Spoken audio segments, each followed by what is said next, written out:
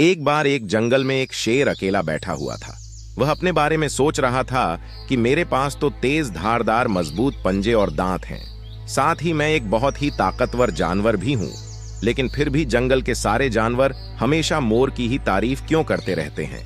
दरअसल शेर को इस बात से बहुत जलन महसूस होती थी कि सभी जानवर मोर की तारीफ करते थे। जंगल के सभी जानवर कहते थे कि मोर जब भी अपने पंख फैलाकर नाचता है तो वह बहुत सुंदर लगता है। यही सब सोचकर शेर बहुत दुखी हो रहा था। वह सोच रहा था कि इतना ताकतवर होने और जंगल का राजा होने पर भी कोई उसकी तारीफ नहीं करता है। ऐसे में उसके इस जीवन का क्या मतलब है। तभी वहां से एक हाथी जा रहा था। वह भी काफी दुखी था।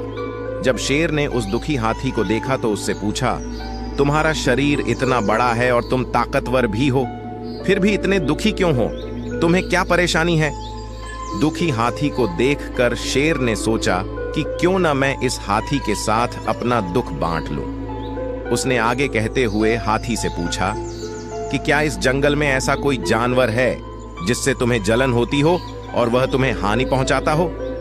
शेर की बात सुनकर हाथी ने कहा, जंगल का सबसे छोटा जानवर भी मुझ जैसे बड़े जानवर को परेशान कर सकता है।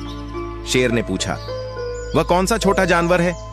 हाथी ने कहा, महाराज, वो जानवर चींटी है।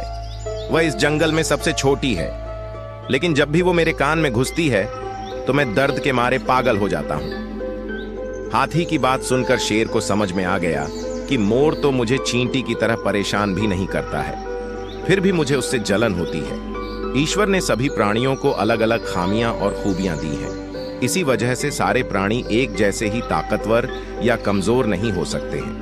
इस तरह शेर को यह समझ में आ गया कि उस जैसे ताकतवर जानवर में भी खूबियों के साथ कमियां हो सकती हैं। इससे शेर के मन में उसका खोया हुआ आत्मविश्वास फिर से बढ़ गया और उसने मोर से जलन करना बंद कर दिया। हमें कभी भी किसी की खूबी देखकर उससे नहीं जलना चाहिए, क्योंकि हम सभी में अलग अलग खूबियां और खामियां होती हैं।